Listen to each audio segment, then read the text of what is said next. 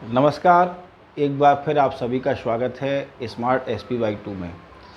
पिछले कालांश में हमने चर्चा की थी द फंडामेंटल राइट्स, यानी कि हमारे मौलिक अधिकार, जिसमें हमने संविधान से संबंधित कुछ चर्चा की थी। और हमारे मौलिक अधिकार जो हैं, जिसमें 2 मौलिक अधिकारों की चर्चा हम आपसे कर चुके थे। उसी के भाग 2 में आज हम तीसरे मौलिक अधिकार की चर्चा करने वाले हैं, जिसका नाम है शोषण के विरुद्ध अधिकार। शोषण के विरुद्ध अधिकार।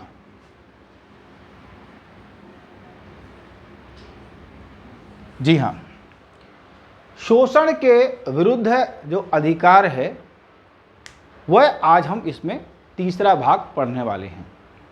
तो आप सब जानते हैं शोषण का मतलब क्या है। शोषण शब्द से ही तात्पर्य होता है जब किसी व्यक्ति की इच्छा के ना होते हुए भी उससे कोई जबरन काम कराया जा रहा हो या कोई ज़बरदस्ती उसके साथ कार्य किया जा रहा हो, उसको हम जो है शोषण शब्द कह सकते हैं। तो शोषण के विरुद्ध अधिकार है, यह हमारे भारतीय संविधान के भाग 3 के अनुच्छेद 23 और 24 में इसका वर्णन है। यानी अनुच्छेद 23 और 24 में जो है हम इसका वर्णन देखते हैं। तो आइए सबसे पहले हम जानते हैं कि अनुच्छेद 23 में जो है किस बात को रखा गया है। तो अनुच्छेद 23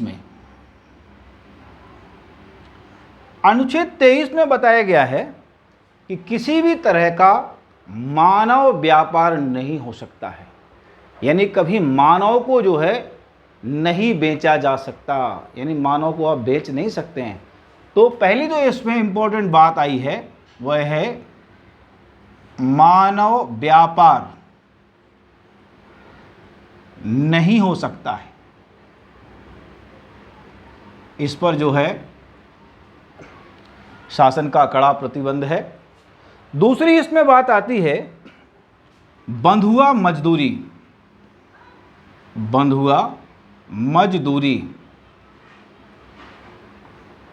बंधुआ मजदूरी से तात्पर्य होता है कि आप किसी को जबरदस्ती लगातार कोई श्रम का कार्य उससे नहीं करा सकते। बंधुआ शब्द का मतलब होता है बंध करके लगातार काम जो है किसी व्यक्ति से उसकी इच्छा के विपरीत आप नहीं करा सकते हैं। यह संविधान में आपको मौलिक अधिकार प्राप्त है। साथ में जो है बाल श्रम भी आप नहीं करा सकते। बाल श्रम नहीं करा सकते।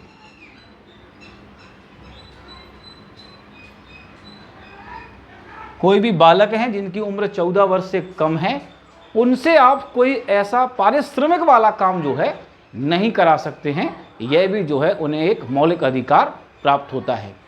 तो अनुच्छेद 23 में आपको ध्यान रखना है कि इन 3 बातों को ही मुख्य रूप से बताया गया है। आइए हम इसी के आगे चर्चा करते हैं, वह है अनुच्छेद 24। अनुच्छेद 24 में किस बात को कहा गया है? तो अनुच्छेद 24 में बिल्कुल स्पष्ट रूप से लिखा गया है कि ऐसे बच्चे जिनकी उम्र 14 वर्ष से कम है, वैसे तो इसमें ही बाल श्रम का वर्णन है, लेकिन यहाँ स्पष्ट रूप से है कि 14 वर्ष से कम, 14 वर्ष से कम उम्र के जो बच्चे हैं उनसे किसी भी प्रकार का पारिश्रमिक नहीं कराया जा सकता, काम नहीं कराया जा सकता, श्रम नहीं कराया जा सकता।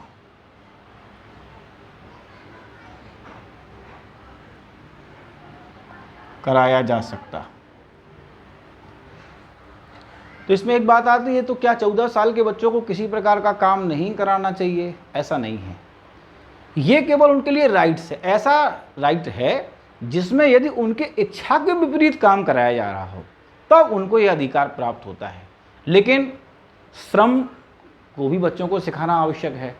तो अगर कोई ज़बरदस्ती करा रहा है और उनके करने की इच्छा नहीं है तो फिर वो जो है अपराध की श्रेणी में आता है और उनको ये जो है राइट्स प्राप्त होता है कि वो इस कार्य को करने के लिए मना कर सकते हैं। इस प्रकार से जो है शोषण के विरुद्ध अधिकार जो हमारा तीसरा मौलिक अधिकार है, इसका वर्णन यहाँ पर पूर्ण होता है। आइए अब हम चर्चा करते हैं चौथा जो हमारा मौलिक अधिकार है उसके विषय में। तो चौथे अधिकार में हम चर्चा करने वाले हैं धार्मिक स्वतंत्रता का अधिकार। हम सब जानते हैं कि हमारा जो देश है इसमें सभी धर्मों को मानने वाले अनुयायी रहते हैं। क्योंकि भारत एक कैसा राष्ट्र है? धर्मनिरपेक्ष राष्ट्र है। धर्मनिरपेक्ष, भारत को धर्मनिरपेक्ष राष्ट्र कहा गया है, अर्थात इस भारत देश का कोई व्यक्तिगत धर्म नहीं है। जैसे पाकिस्तान आपने देखा होगा, वहाँ इस्लाम धर्म विशेष रूप से है, लेकिन भारत यहाँ पर एक ऐसा देश है जो धर्मनिरपेक्ष राष्ट्र है। यहाँ पर कोई एक विशेष धर्म है नहीं है, यानी देश का कोई धर्म नहीं है। हाँ, यहाँ रहने वाले जो व्यक्ति हैं वो अलग अलग धर्म का आचरण करने वाले, धर्म को मानने वाले लोग हैं, और उनको जो है अपने धर्म के सभी जो है राइट्स, उनको अधिकार जो है, उनको स्वतंत्रता के फ्रीडम राइट्स जो है दिए गए हैं। तो अनुच्छेद यहाँ पर अगर चर्चा की जाए तो अनुच्छेद 25 से लेकर के और 28 तक जो है धार्मिक स्वतंत्रता के अधिकारों की चर्चा यहाँ पे की गई है। आइए यहाँ पर हम एक एक करके इस बात को समझें कि किस अनुच्छेद में किस बात को प्रमुखता के साथ रखा गया है। तो सबसे पहले हम देखें अनुच्छेद 25 में।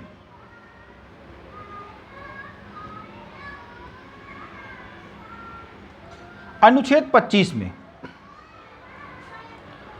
तो अनुच्छेद 25 में कहा गया है कि किसी भी व्यक्ति को धर्म मानने अथवा धर्म का आचरण करने की पूर्ण स्वतंत्रता है, उसका प्रचार करने की उसको पूर्ण स्वतंत्रता है। अर्थात किसी व्यक्ति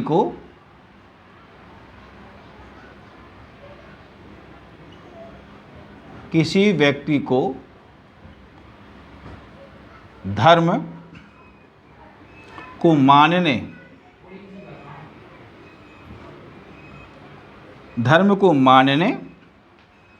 उसका आचरण करने,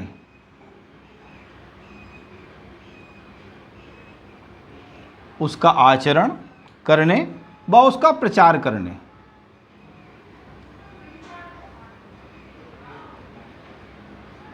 ध्यान रखना है, तीन चीजें हैं इसमें: धर्म को मानने, उसका आचरण करने और उसका प्रचार करने। तीनों चीजों को जो है अनुच्छेद 25 में यहाँ पर रखा गया है।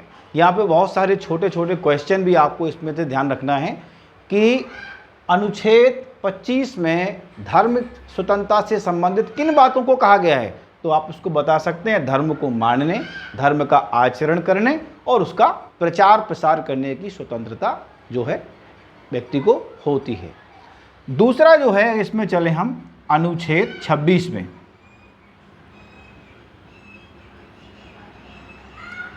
तो अनुच्छेद 26 में क्या गया है? तो किसी भी प्रकार का धार्मिक प्रबंधन करने का अधिकार उसको है, यानी कि धार्मिक प्रबंधन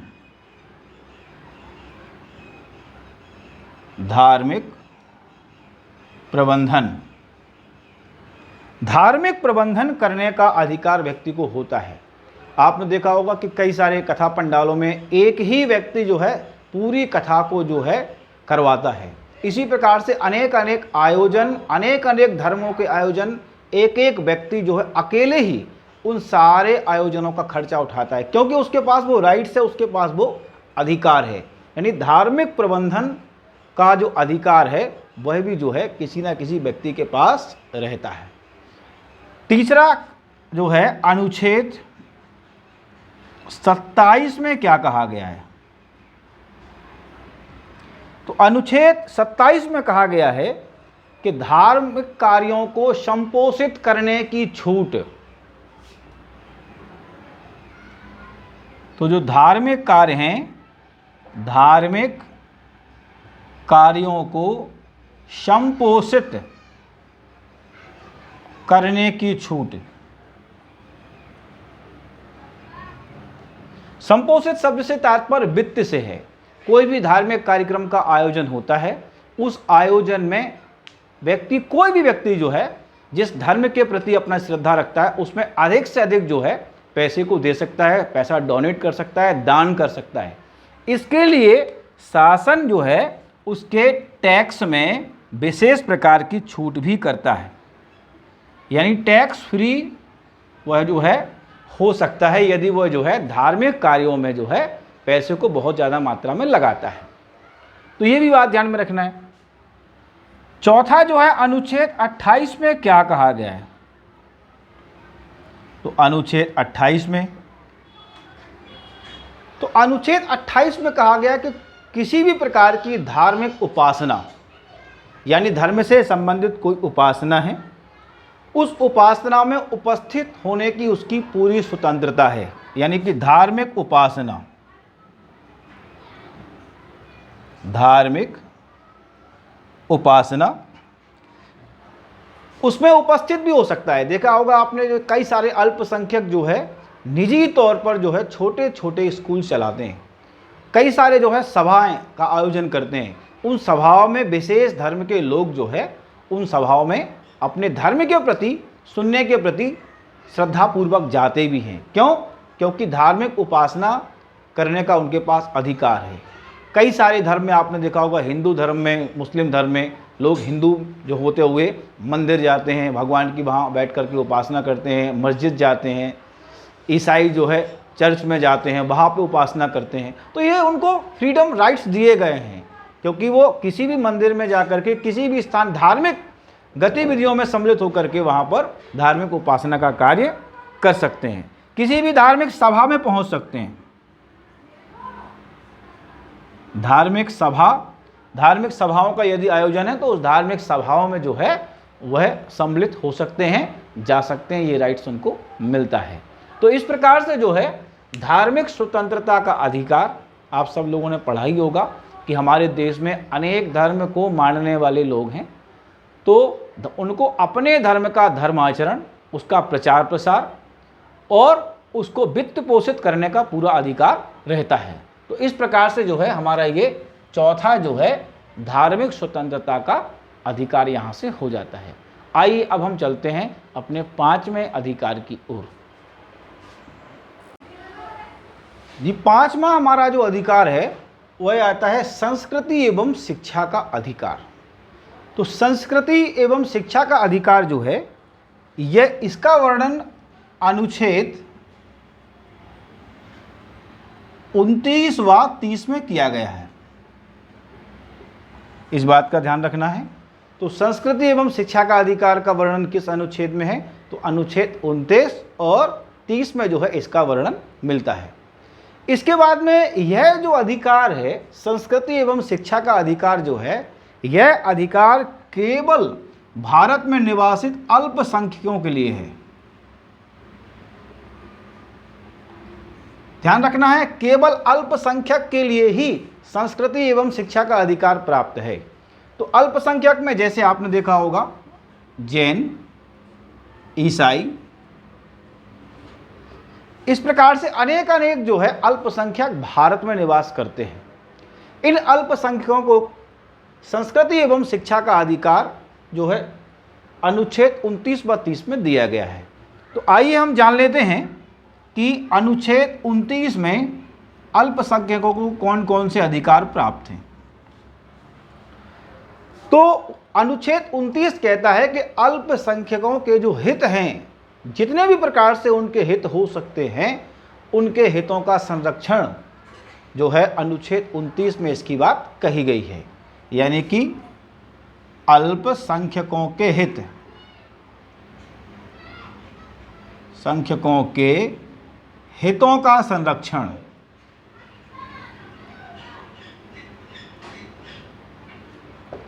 अल्पसंख्यकों के हितों का संरक्षण जो है अनुच्छेद 29 में इसकी बात जो है की गई है। इसके बाद में अनुच्छेद 30 में अनुच्छेद 30 में जो है अल्पसंख्यकों की शिक्षा यानी कि उनके शिक्षा संबंधी प्रावधानों को रखा गया है। अल्पसंख्यकों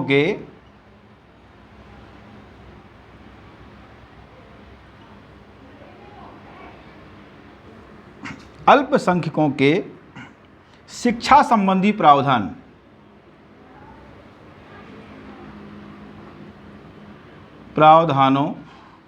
का संरक्षण।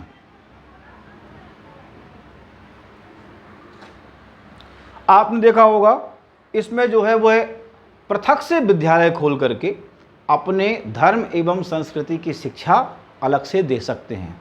यानी पृथक से अगर वो चाहें तो पृथक से जो है विद्यालय खोलकर अपने धर्म और संस्कृति की शिक्षा को लोगों को दे सकते हैं। तो इसमें आपने देखा होगा कई सारी ईसाई मिशनरियाँ जो है इसमें लगातार काम कर रही हैं, ठीक है ना। और इसके अलावा मुस्लिम समुदाय में भी आपने देखा होगा किस तरह से जो है मदरसे वहाँ पे चलते हैं, वो अपने धर्म की शिक्षा देते हैं, ठीक है ना। तो ये केवल मात्र जो है जैन धर्म में भी आपने देखा होगा कि अलग से जो है वो पाठशालाएं जिसमें ज्ञान का जो है वर्णन जो है अपने धर्म अपनी संस्कृति का वर्णन जो है बच्चों को सिखाते हैं। ये बहुत अच्छी चीज़ है। तो अनुच्छेद 29 और अनुच्छेद 30 में जो है संस्कृति एवं शिक्षा का अधिकार जो है इसका वर्णन आता है। और इस बात का विशेष आपको ध्यान रखना है कि यह अधिकार या राइट्स जो है केवल भारत में निवासित अल्पसंख्यकों के लिए है, बहुसंख्यकों के लिए नहीं है। आइए इसके बाद हम बात करते हैं अपने अगले अधिकार जिसका नाम है संवैधानिक उपचारों का अधिकार, जो हमारा अंतिम अधिकार है। जो छठवां और अंतिम राइट्स है वह कहता है संवैधानिक उपचारों का अधिकार। संवैधानिक उपचारों का अधिकार इसका वर्णन जो है अनुच्छेद 32 में मिलता है। अब आप कहेंगे लगातार हम पढ़ते आ रहे हैं 30 के बाद 32 कैसे आ गया। तो देखिए 32 इसलिए आ गया क्योंकि हमने आपको शुरुआत में बताया था कि शुरुआत में हमारे संविधान में 7 मौलिक अधिकार थे। उन 7 मौलिक अधिकारों में जो संपत्ति का अधिकार था उस संपत्ति के अधिकार का वर्णन अनुच्छेद 31 में था। उस 31 अनुच्छेद वाले भाग को चूंकि अब संपत्ति का अधिकार मौलिक अधिकार में नहीं है, वो कानूनी अधिकार है, इसलिए उसको यहाँ से हटा दिया गया है। इसलिए वो 31 ना करके 32 में जो है इसका वर्णन मिलता है। तो संवैधानिक उपचार, इस शब्द का अर्थ समझिए, संविधान में जो आपको राइट्स मिले हैं, जो अधिकार मिले हैं, उन अधिकारों को यदि आपसे कोई छीनने का प्रयास करता है, चाहे वो राज्य की सरकारें हों या केंद्र की सरकारें हों, कोई भी XYZ व्यक्ति हो, यदि कोई आपके इन मौलिक अधिकारों को छीनने का प्रयास करता है तो आप सुप्रीम कोर्ट में जाकर के, हाई कोर्ट में जाकर के उसके खिलाफ जो है याचिका दायर कर सकते हैं। यह अधिकार जो है संवैधानिक उपचारों का अधिकार हमें अपने मौलिक अधिकारों में प्राप्त होता है। तो ध्यान रखना है, सीधी सी बात इसमें है कि यदि आपसे आपके कोई अधिकार छीनने का प्रयास करे तो आप, चाहे वो सरकार हो, केंद्र सरकार हो या राज्य सरकार हो, आप अपने अधिकारों के संरक्षण के लिए या तो आप सुप्रीम कोर्ट या हाई कोर्ट में जाकर के याचिका दायर कर सकते हैं, याचिका लगा सकते हैं। इसमें सुप्रीम कोर्ट और हाई कोर्ट जो है, चाहे अगर उसको लगता है कि यहाँ अपने अधिकारों का हनन हो रहा है तो इसमें जो है वह रीट जारी करता है और वह रीट के माध्यम से जो है विशेषकर जो ऊपरी अदालत हैं वो निचली अदालत को जो है कोई ना कोई संबंधित विषय पर जो है कार्यवाही करने के लिए क्या करती हैं, क्रियान्वयन करती हैं, कार्य करती हैं। तो रीट में जो है इसका जो वर्णन है वह अनुच्छेद 32 और अनुच्छेद 226। अनुच्छेद 32 में हाई कोर्ट और अनुच्छेद 226 में जो है, क्षमा करें, अनुच्छेद 32 में सुप्रीम कोर्ट और 226 में हाई कोर्ट जो है रिट जारी कर सकता है। इसमें बहुत सारे जो है और छोटी छोटी बातों को बताया गया है, जिसमें संक्षिप्त रूप में मैं आपको बता देना चाहता हूं। जिसमें रिट जारी करता है तो उसमें जो है 5 चीज़ें होती हैं, जिसमें एक होता है बंदी प्रत्यक्षीकरण। बंदी प्रत्यक्षीकरण तो इसमें बहुत छोटी सी बात है, यदि किसी व्यक्ति को पकड़ लिया जाए तो 24 घंटे के अंदर जो है मजिस्ट्रेट के सामने उसको पेश करना होता है। ये बंदी प्रत्यक्षीकरण के अंतर्गत आता है। दूसरा होता है परमादेश। परमादेश परमादेश का मतलब होता है सुप्रीम कोर्ट जो है और हाई कोर्ट जो है सरकारी कर्मचारियों को जो है एक प्रकार का आदेश देता है, जिसमें यदि कोई भी सरकारी कर्मचारी किसी भी कर्तव्य का पालन न कर रहा हो, मौलिक अधिकारों का हनन व्यक्ति का कर रहा हो, तो सरकारी कर्मचारी को जो है वह आदेशित कर सकता है, उसके खिलाफ कार्रवाई भी कर सकता है। इसी प्रकार से परमादेश के साथ तीसरी बात इसमें आती है प्रतिषेध लेख।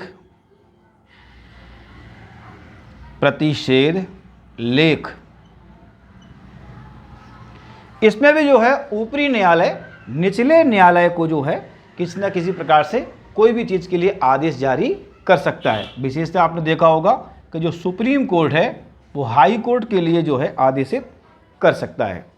आपको विशेष ध्यान रखना है, यदि ये कार्य आपके कार्य क्षेत्र से बाहर है तो।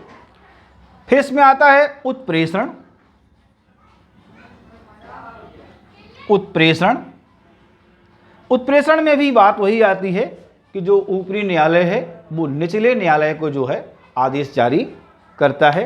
कोई भी रुका हुआ मुकदमा है, उस रुके हुए मुकदमे को जो है स्वयं निपटाने के लिए, जैसे मान लीजिए हाई कोर्ट में कोई मुकदमा लामबंद है और वो लंबे समय से पेंडिंग में चल रहा है, तो यदि सुप्रीम कोर्ट चाहे तो उसको अपने अंडर कर सकता है, उसको जल्दी से जल्दी जो है उसको निपटा भी सकता है।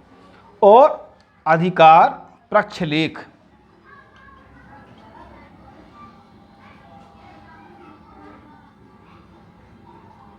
अच्छा लेख माने अपने अधिकारों के प्रति जो है, मौलिक अधिकारों के प्रति यदि कोई व्यक्ति उसका हनन करता है, सरकारें हो या कोई भी हो, तो एक लेख के माध्यम से जो है उसके अधिकारों को दिलाया जा सकता है।